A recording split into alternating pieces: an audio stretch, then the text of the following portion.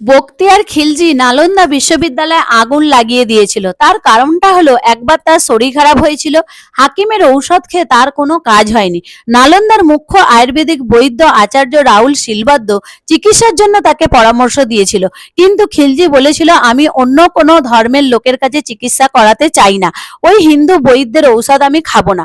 রাহুল বৈদ্য তাকে একটা কোরআন উপহার দিয়েছিল রোজ সকালে পড়ার জন্য।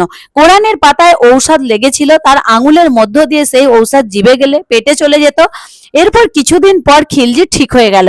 যখন এই রহস্যের কথা খিলজি জানতে পারলো, তখন 1199 সালে রাগে নালন্দার ওপর হামলা করলো। 1000-এরও বেশি বিদ্যার্থী ও বৌদ্ধ ভিখারিকে হত্যা করে দিল।